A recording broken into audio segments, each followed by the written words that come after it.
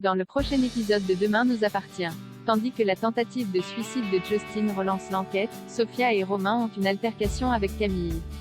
En parallèle, la relation entre Damien et Léo prend une autre dimension. Attention, les paragraphes qui suivent contiennent des spoilers sur l'épisode de Demain nous appartient qui sera diffusé lundi soir sur TF. Si vous ne voulez rien savoir, ne lisez pas ce qui suit. Lundi 18 juillet dans Demain, Justin a fait une tentative de suicide après avoir été hospitalisé d'urgence et transfusé. Justin Pogé est désormais hors de danger. Victoire confirme à Martin que le jeune homme a fait une tentative de suicide. Selon elle, les coups sur son corps prouvent qu'il a dû s'y reprendre à plusieurs fois. C'est d'ailleurs ce qui l'a sauvé. Victoire explique au commandant Constant qu'elle a également remarqué que Justin avait des ecchymoses étranges sur l'ensemble du torse. Elle est certaine qu'il a été frappé par quelqu'un peu de temps avant sa tentative de suicide. Coma, la vie continue malgré la douleur des récents événements. Alex se prépare une commande qu'il avait obtenue grâce aux relations de Noah. Il confie à son frère qu'il se sent coupable de ce qui est arrivé à l'ex-petite amie de Judith. Mais Robin lui assure qu'il n'y est pour rien dans la mort de Noah et l'incite à se reprendre. Judith, quant à elle, semble décidée à se noyer dans le travail pour ne pas sombrer. Anna, de son côté, se rend à la prison pour un parloir avec Barr. Elle essaye de convaincre son fils de ne pas baisser les bras et de se défendre pour prouver son innocence. Mais Barr a l'impression de ne plus avoir de raison de se battre. Anna lui fait remarquer qu'elle est là, qu'elle a besoin de lui et ajoute que son futur enfant, qu'il va avoir avec Sarah et Roxane, aura besoin d'un père. Elle est certaine que Barr fera un très bon père et espère que l'arrivée prochaine de cet enfant le poussera à ne pas abandonner. Après la perquisition du domicile de Justin Pogé, Georges raconte à Martin que l'appartement était sans dessus-dessous. Aucune trace de sang n'a cependant été retrouvée, mais les policiers ont déniché plus de 10 000 € en espèces sous le lit du jeune homme. Ainsi qu'un bouton de manchette dans le salon. Prévenue par l'hôpital du réveil de Justin, Sarah décide de l'interroger. Justin prétend ne pas se souvenir de ce qui s'est passé avant sa tentative de suicide. Sarah essaye de lui faire avouer le meurtre de Noah et l'identité de la personne qu'il a payé 10 000 € pour faire ce sale boulot. Elle lui fait remarquer qu'un gamin est mort à cause de lui et qu'un innocent croupit en prison. Mais Victoire, qui a été alertée par Justin, demande à Sarah de quitter la chambre et de laisser son patient se reposer. Avant de partir en mer avec Dorian pour quelque temps, Étienne passe à l'hôpital embrasser Bénédicte. Cette dernière, qui s'apprête visiblement à retrouver son amant pour la soirée, est mal à l'aise. Étienne avoue à sa femme qu'il la trouve magnifique et qu'il aimerait presque ne pas partir en mer afin de pouvoir dîner avec elle et les amis avec qui elle prétend avoir rendez-vous.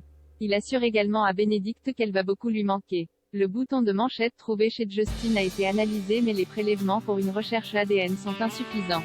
Georges fait cependant savoir à Martin qu'il pense pouvoir remonter jusqu'au fabricant grâce au motif gravé sur le bouton. Pendant ce temps, Robin est en train de se préparer quand Bénédicte l'appelle pour savoir à quelle heure il se retrouve.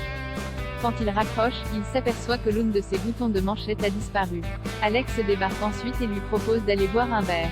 Son rendez-vous n'étant pas pour tout de suite, Robin accepte et déclare à son frère qu'il aura toujours du temps pour lui.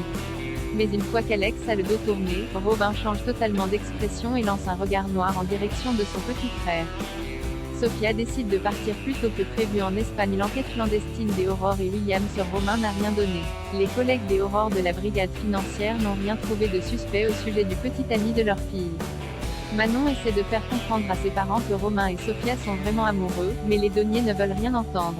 Ils refusent de laisser Sophia partir en Espagne avec Romain. À l'hôpital, Samuel assure à William que Romain a changé. Il conseille à son meilleur ami de communiquer davantage avec Sophia, mais le docteur Daunier campe sur ses positions. Il demande à Samuel de mettre Romain à la porte de chez lui sans attendre. Samuel finit par accepter, mais ajoute que ce sera à William d'assumer les conséquences de tout ça. Pendant ce temps, à la Paillote, Sophia et Romain croisent Camille qui ne revient pas de tomber nez à nez avec celui qui a essayé de tuer son père il y a un peu plus d'un an. Elle demande à Romain de partir et commence à faire un esclandre. Sophia promet que Romain n'est plus le même, mais Camille ne veut rien entendre. Avant de partir, elle lance à Sophia qu'il ne faudra pas qu'elle vienne pleurer le jour où Romain s'en prendra elle. Sophia vit très mal cette scène mais Romain avoue qu'il ne peut pas vraiment en vouloir à Camille de réagir de la sorte. Plus tard, contre toute attente, Charlie essaye de réconforter Sophia qui a l'impression que les gens n'accepteront jamais le fait que Romain ait changé. Charlie pense que Sophia doit suivre son instinct et ne pas se soucier de ce que pensent les autres. Surprise et touchée, Sophia avoue alors à sa meilleure ennemie qu'elle lui a menti et que la paillote qu'elle compte ouvrir avec Romain se trouvera en Espagne, et non pas à côté d'Ist. Sans vraiment se l'avouer, les deux jeunes femmes réalisent qu'elles auraient pu devenir amies si les circonstances avaient été différentes. En fin de journée, Samuel, qui n'a pas franchement envie de tenir sa promesse à William, incite Sophia à parler avec ses parents. Mais la jeune femme, qui en a marre de voir les problèmes que cause sa vie amoureuse, a pris une décision, elle va partir en Espagne plus tôt que prévu. Elle sait que ses parents ne changeront pas d'avis sur Romain. Partir est donc la meilleure des, d'autant plus que William et Aurore ne sont visiblement pas les seuls à en vouloir à Romain à 7. Elle pense qu'ils ne seront jamais tranquilles ici et qu'ils doivent repartir de zéro. Damien veut être le parrain de Léo chez les Roussel. Léo trouve dans un placard la boîte contenant les affaires que son père lui a laissées.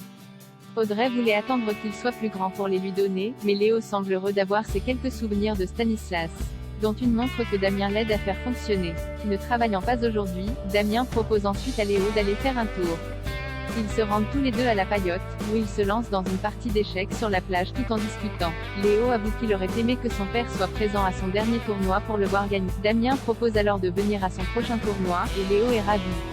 Ils se découvrent ensuite un autre point commun, la musique électro. Et, avec l'aide de Nathan qui fait le show sur la plage, Damien parvient à pousser Léo à se laisser aller et à danser. Le soir venu, Damien fait une grande annonce à Audrey. Si c'est encore trop tôt pour envisager une adoption, il aimerait beaucoup être le parrain officiel de Léo.